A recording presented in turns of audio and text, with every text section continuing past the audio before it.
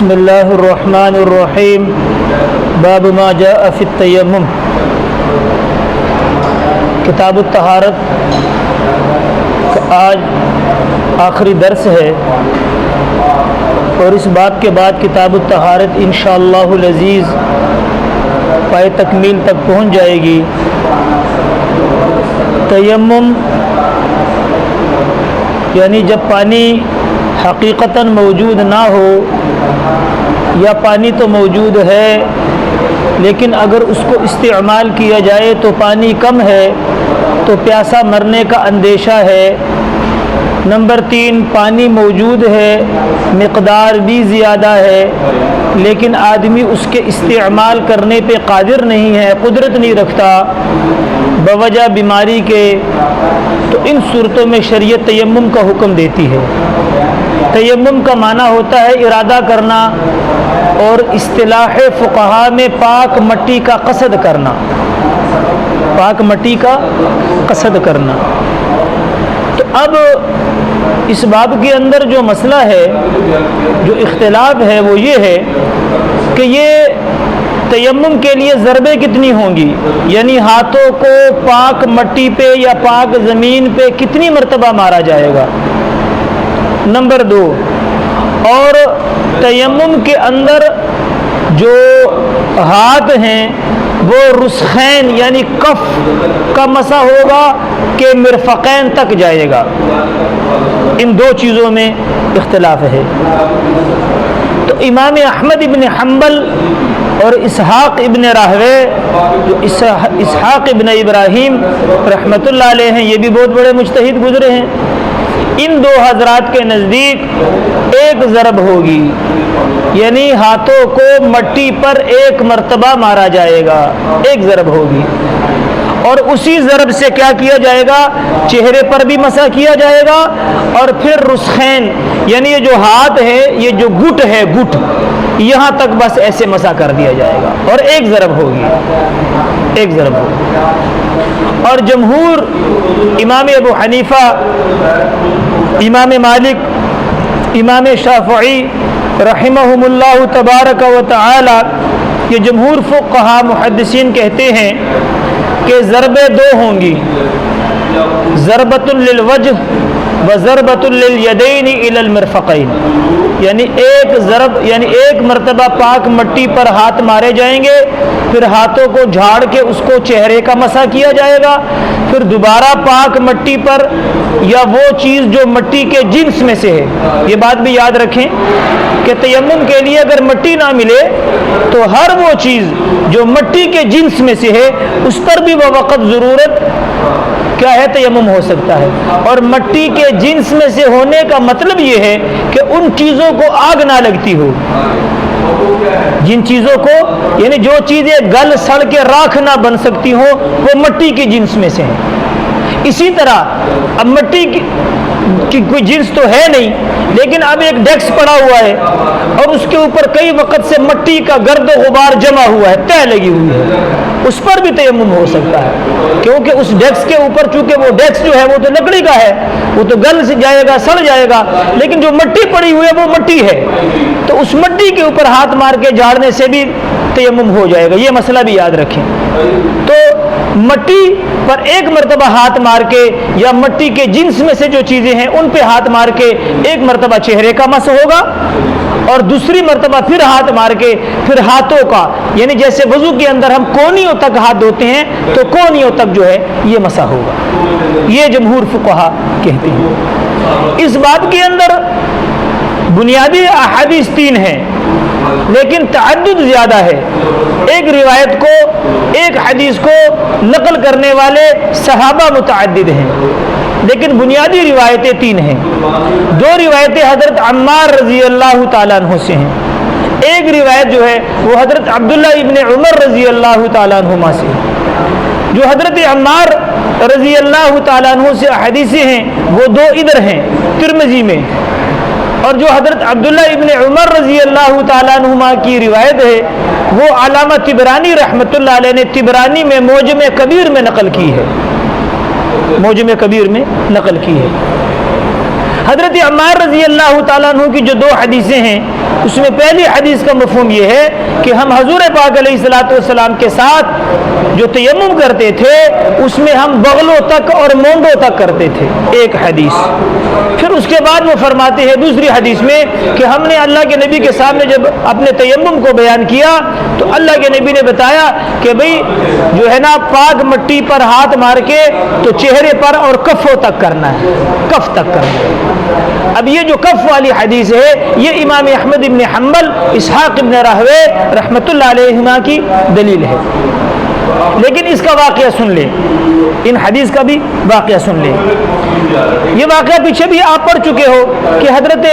عمر رضی اللہ تعالیٰ عنہ اور حضرت عمار رضی اللہ تعالیٰ عنہ دونوں اونٹ چرانے گئے اور دونوں کو بدخوابی ہو گئی۔ واقعہ پیچھے گزرا ہے۔ حضرت عمر رضی اللہ تعالیٰ عنہ نے نماز قضا کر دی، پانی نہیں تھا، اور حضرت عمار رضی اللہ تعالیٰ عنہ نے کیا کیا، وہ مٹی میں لوٹ پوٹ ہو گئے، لوٹ پوٹ ہو کے سارے جسم پہ مٹی مل لی، نماز پڑھ لی۔ لیکن جب واقعہ حضور پاک علیہ الصلوۃ والسلام کے سامنے پیش کیا گیا تو حضرت عمار رضی اللہ تعالیٰ عنہ کی حضور نے تائید فرمائی، لیکن فرمایا کہ بھی طریقہ یہ نہیں ہے۔ لیکن وہاں پر اللہ کے نبی نے ان کو طریقے کی طرف اشارہ، یعنی ماحود تیمم کی طرف اشارہ کیا، یوں ہاتھ مار کے یوں جھاڑ کے طریقہ بتایا، یوں کرتے ہیں یوں، بس تو یوں ایسے اشارہ کیا۔ حضرت عمار رضی اللہ تعالیٰ عنہ یہ سمجھے کہ بھئی اللہ کے نبی نے کہا کہ بڑی ضرب ہوگی چہرے کے لیے بھی، اور پھر ایسے اشارہ کیا، یعنی ماحود تیمم کی طرف اشارہ کیا۔ لیکن حضرت عمار رضی اللہ تعالیٰ عنہ یہ سمجھے کہ بھئی بس یہ طریقہ ہے کہ ایک مرتبہ ہاتھ مار کے چہرے پر بھی مس کیا جائے گا اور پھر گھٹوں تک اس کو مس کیا جائے گا اور تیمم ختم ہوگا۔ حالانکہ اس کا تفصیلی واقعہ یہ ہے کہ یہ ایک سفر کا واقعہ ہے، یہ سفر کا واقعہ ہے۔ ایک سفر میں گئے، حضرت عائشہ رضی اللہ تعالیٰ عنہ ساتھ تھی، اور اللہ کے نبی ایک جگہ پہ پڑاؤ فرمایا، حضرت عائشہ رضی اللہ تعالیٰ کا ہار گم گیا۔ یہ واقعہ بھی کتاب الصلاۃ میں آئے گا، 2 مرتبہ ہوا ہے، آگے کتاب الصلاۃ میں اس کی تفصیل آئے گی انشاءاللہ۔ مختصر یہ سنیں، اب لیٹ ہو گئی، صبح ہو گئی، ہار نہ ملا، پانی بھی نہیں تھا، صحابہ پریشان ہوئے، لمبا واقعہ ہے۔ پریشانی پہ اللہ نے تیمم کی آیت، ابتدائی آیتیں فَلَمْ يَجِدُوا مَاءً فَتَيَمَّمُوا صَعِيدًا طَيِّبًا، یہ آیت نازل ہوئی کہ بھی پانی نہیں ہے، پاک مٹی کا قصد کرو۔ تو اب صحابہ نے اپنے طور پہ قصد کیا، کسی نے پورے جسم پہ مٹی من لی، کسی نے جیسے وضو میں 4 اعضاء میں ایک ممسوحہ، ایک وضو کا مسح ہوتا ہے، 3 کا غسل ہوتا ہے، بھئی ہر آدمی نے اپنے طریقے سے پاک مٹی کا قصد کر لیا۔ پھر اس کے بعد تفصیلی آیت تیمم کی نازل ہوئی کہ بھئی تیمم میں اللہ نے پھر بعد میں فرمایا کہ بھئی چہرے کا مسح ہے اور ذراعین کا ہے،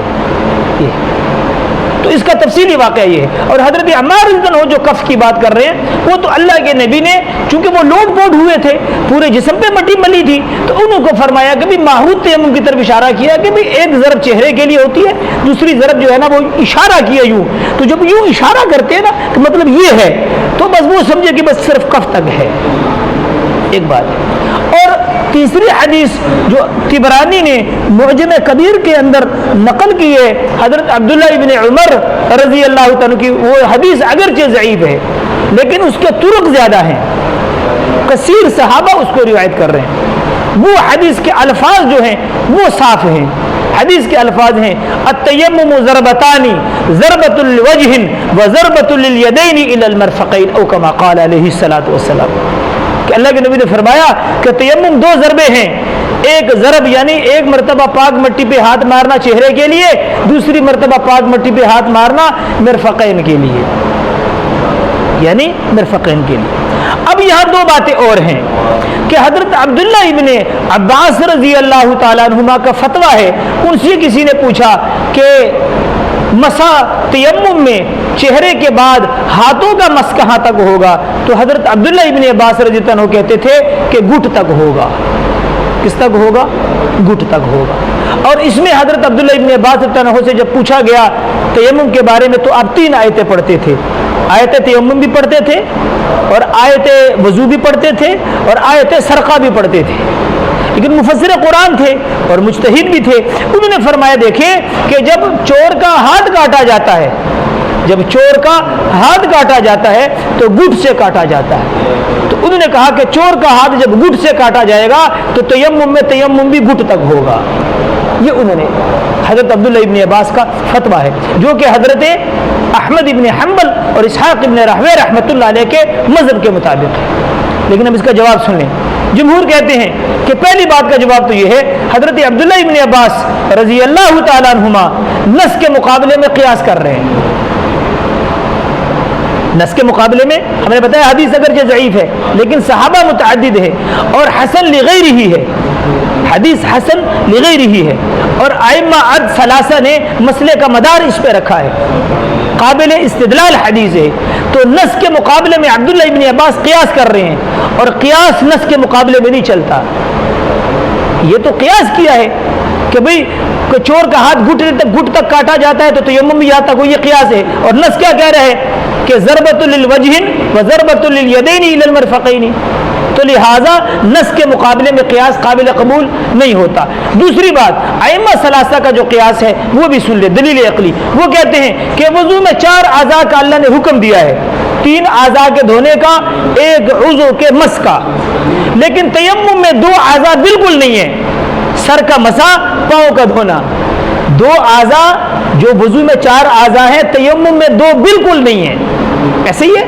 کہ تیمم میں 2 اعضاء بالکل نکل گئے، کیا سر کا مسح، پاؤں کا دھونا، یہ 2 بالکل نکل گئے۔ تو ائمہ ثلاثہ کہتے ہیں جب 2 بالکل نکل گئے تو جو 2 باقی ہیں وہ 2 کامل طور پہ باقی رہیں گے، کیونکہ 2 جب کامل طور پہ نکل گئے تو جو باقی ہیں وہ کامل طور پہ باقی رہیں گے۔ تو لہٰذا مسح کہاں تک ہوگا؟ وضو میں مرفقین تک ہوگا۔ تو جمہور کا مذہب یہ ہے کہ ضربیں 2 ہوں گی، ایک چہرے کے لیے، ایک ہاتھوں کے لیے، اور ہاتھوں کی جو مسح ہوگا وہ مرفقین تک ہوگا، ہاتھوں کا جو مسح ہوگا وہ مرفقین تک۔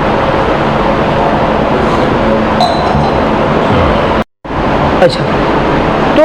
دوسرا یہ بھی ہے کہ حضرت عبداللہ ابن عباس رضی اللہ عنہ جو کہتے ہیں کہ یعنی ہاتھ چور کا کف سے کاٹا جاتا ہے تو تیمم میں مسح بھی کف تک ہوگا، اس میں یہ بھی ائمہ ثلاثہ دوسرا جو جواب دیتے ہیں وہ کہتے ہیں دیکھیں کہ ہاتھ کا کاٹا جانا باب العقوبت سے ہے، وہ عقوبت سے تعلق رکھتا ہے، سزا سے، اور تیمم میں مرفقین تک مسح کرنا یہ عبادت سے ہے،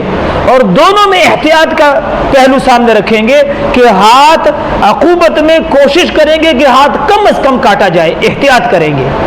اور تیمم میں چونکہ عبادت کا پہلو ہے اس میں بھی احتیاط کا درجہ یہ ہے کہ مرفقین تک ہو، کف تک نہ ہو۔ تو ائمہ ثلاثہ کہتے ہیں دونوں میں احتیاط کا درجہ ہوگا۔ آپ اس پہ اس کو قیاس، ایک تو قیاس مال فارغ ہے، نص کے مقابلے میں قیاس ہے، دوسرا یہ کہ عقوبت میں احتیاط یہ ہے کہ ہاتھ کم از کم کاٹا جائے، اور عبادت میں احتیاط یہ ہے کہ زیادہ مسح ہو۔ نہیں بات سمجھ میں آئی؟ تو یہ جواب دیا ائمہ ثلاثہ نے۔